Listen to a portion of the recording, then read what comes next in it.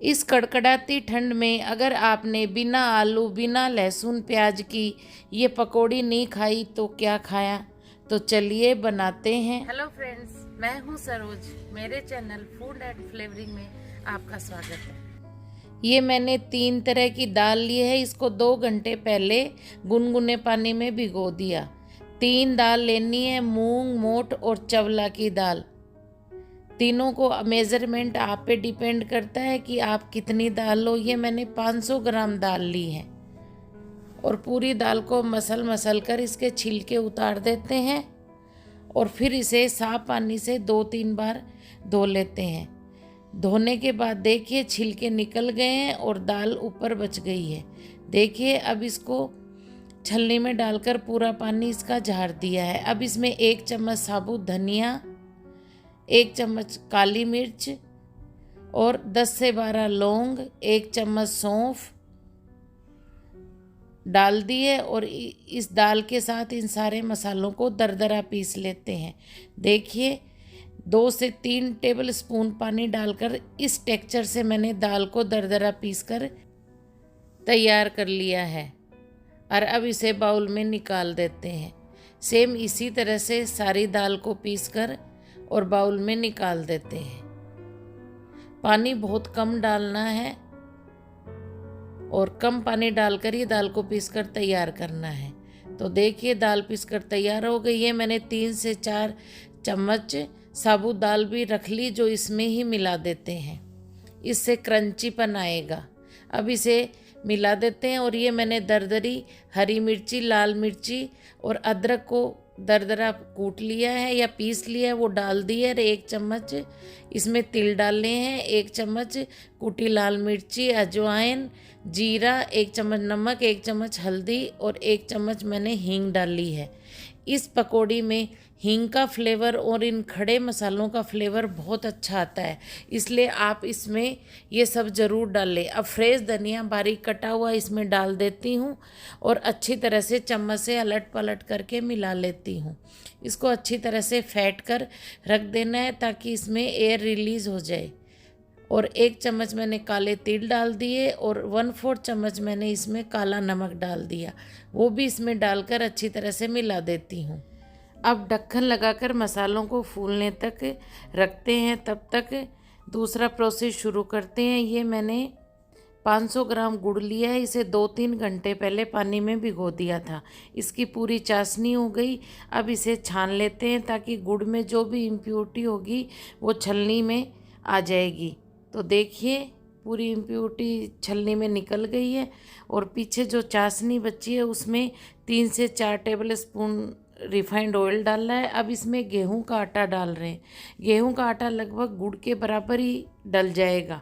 अब इसे चम्मच से अच्छी तरह से मिला देते हैं और लम्स फ्री इसका एक बैटर बनाकर, थिक बैटर बनाकर तैयार करना है। देखिए इसी तरह एक ही रोटेशन में घुमाते रहना है। अब इसमें 2 चम्मच सौंफ डाल ली है, 1/4 चम्मच अजवाइन डाल ली है, 1 चम्मच सफ़ेद तिल डालने हैं और ये दाना निकाली हुई हरी इलायची डाल ली है, 1 चम्मच काली मिर्च डाल ली है और इनको डालकर अच्छी तरह से इसी बैटर में मिला देती हूँ। एक ही रोटेशन में घुमाना है। अब ढक्कन लगाकर इसके सेट होने के लिए रख देते हैं। तब तक मिक्सी जार लिया है, उसमें हरा धनिया डाला है, हरी मिर्ची डाली है और टमाटर डाले हैं। 1 चम्मच सौंफ डाल ली है, आधी चम्मच जीरा डाला है, 1/4 चम्मच नमक डाला है, स्वाद के अनुसार 1 चम्मच तिल डाले हैं और अब इसका बारीक पीस कर और इसकी चटनी बनाकर तैयार कर ली है। देखिए ये पकौड़ियों के साथ चटनी तैयार हो गई है। गैस की फ्लेम को ऑन करते हैं, उस पर कढ़ाई रखते हैं और कढ़ाई में सरसों का तेल डालते हैं। तेल गरम हो रहा है, तब तक जो पुए के लिए बैटर बनाया था गुड़ आटे का उसको चेक करते हैं। उसमें डाले हुए सारे मसाले फूल गए। अब इसे फेंटते हैं थोड़ा पानी डालकर और बैटर को थोड़ा पतला करते हैं क्योंकि आटा और मसाले फूलने से बैटर थोड़ा थिक हो गया है, इसलिए थोड़ा पानी डालकर और इसे अच्छी तरह से चम्मच से फेंटते हैं ताकि एयर रिलीज़ हो जाए और पुए बने वो फ्लफ़ी पुए बनकर तैयार हो। बैटर तैयार हो गया है। दूसरी तरफ तेल भी गर्म हो गया। अब हाथ से जैसे मैं बना रही हूँ इसी तरह से इसमें पूए डाल देते हैं। पूए की साइज़ आप पे डिपेंड करती है कि आप कितने बड़े साइज़ के या छोटी साइज़ के पूए बनाकर तैयार करो। गैस की फ्लेम को मैंने मीडियम कर रखा है। अब स्ट्रेनर से अलट पलट करके और पूयों को पलट देते हैं और गोल्डन ब्राउन होने पर स्ट्रेनर से निकाल लेते हैं। देखिए तैयार हो गए, इन्हें निकाल लेते हैं। अब दूसरा बैच बना लेते हैं। पूए बनाने के लिए 500 ग्राम गुड़ लिया और 500 ग्राम ही उसमें पानी डाला है और लगभग 500 ग्राम ही उसमें आटा डाला है। ये प्रॉपर मेज़रमेंट है। स्ट्रेनर से अलट पलट करने से जो भी गोल्डन कलर आएगा वो इक्वल आएगा सारे पूओं पे, इसलिए स्ट्रेनर से चलाते रहना है। तो ये पक रहे हैं। जब तक जो हमने दाल का बैटर बनाया उसे भी अच्छी तरह फेंट लेते हैं ताकि एयर रिलीज़ हो जाए और पकौड़ी बने वो फ्लफ़ी बने। और पूए देखिए अच्छी तरह से फ्राई हो चुके हैं। अब इन्हें स्ट्रेनर की हेल्प से निकाल लेते हैं और निकाल कर दूसरी प्लेट में रखते जाते हैं। अभी फ़िलहाल पूए का बैच इतना काफ़ी है। अब पकौड़ियों का बैच बना लेते हैं। तो सेम इसी प्रोसेस से पकौड़ियों को भी गरम तेल में डाल देते हैं और गैस की फ्लेम को मैंने मीडियम ही कर रखा है और इसमें डालते जा रही हूँ। आप ये पकौड़ी कोई भी दाल लेकर बना सकते हैं, जैसे खाली मूंग की दाल या खाली चवला की दाल या खाली मोठ की दाल से बना सकते हो, लेकिन तीनों दाल मिक्स करके जब ये पकौड़ी बनाते हैं तो इनका टेस्ट ही अलग होता है। देखिए पलटे से अलट पलट कर देते हैं ताकि इक्वल पकौड़ियाँ फ्राई हो सके और इक्वल कलर आ सके पकौड़ियों पे। और देखिए पूए किस तरह से मैंने रख रखे हैं जो कि देखने में कितने टेस्टी लग रहे हैं। और पकौड़ियों को भी बीच बीच में चेक करते रहते हैं और पलटे से अलट पलट करते रहते हैं। गैस की फ्लेम को मीडियम ही रखना है और पकौड़ियों को गोल्डन ब्राउन होने तक फ्राई कर लेना है। देखिए पकौड़ियों का कलर चेंज होना शुरू हो गया है और गोल्डन ब्राउन कलर की पकौड़ियाँ हो गई हैं। अब स्ट्रेनर की हेल्प से इन पकौड़ियों को भी निकाल लेते हैं। आपने देखा ये पकौड़ी बिना लहसुन प्याज आलू के बहुत शानदार तरीके से बनकर तैयार होती है। सेम इसी प्रोसेस से पकौड़ियों का नेक्स्ट बैच भी बनाकर तैयार कर लेते हैं। इन पकौड़ियों को आप हरी चटनी के साथ गरम गरम भी खा सकते हो और आप इन पकौड़ियों को पानी में भिगोकर भी खा सकते हो। ये पकौड़ियाँ कैसे भी खाओ खाने में बहुत टेस्टी लगती हैं। तो इसी तरह से मैंने सारी पकौड़ियों को बनाकर और प्लेट में रख लिया है। देखिए सारी पकौड़ियाँ बनकर तैयार हो गई हैं और पूए भी बनकर तैयार हो गए हैं।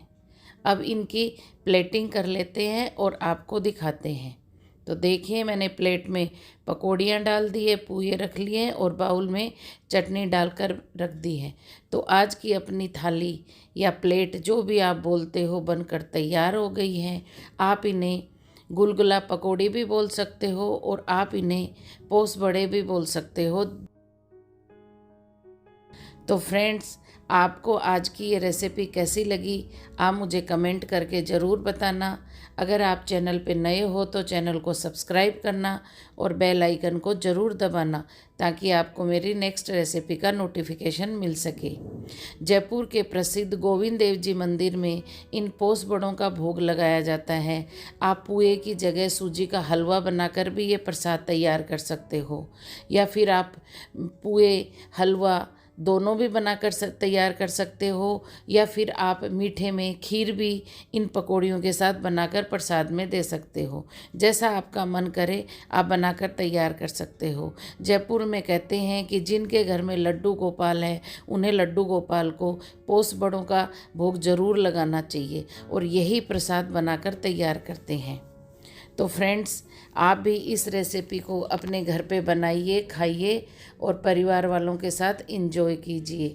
जहाँ तक हो सके इन पकौड़ियों को सरसों के तेल में ही फ्राई करना है क्योंकि तभी इनका टेस्ट आएगा। और जो हमने गुड़ के पोए बनाए हैं वो गुड़ के ही बनाने हैं और आटा डालकर ही बनाने हैं। अगर आपको गुड़ पसंद नहीं है तो आप उसकी जगह चीनी भी ले सकते हो या फिर आटे की जगह आप आधा मैदा और आधा सूजी लेकर भी ये गुड़ के या चीनी के पुए, जैसा आप बनाना चाहो बनाकर तैयार कर सकते हो। सेम प्रोसेस यही रहेगा, बस आप इसमें जो इसमें सामग्री मिलाएंगे उसको चेंज करना है।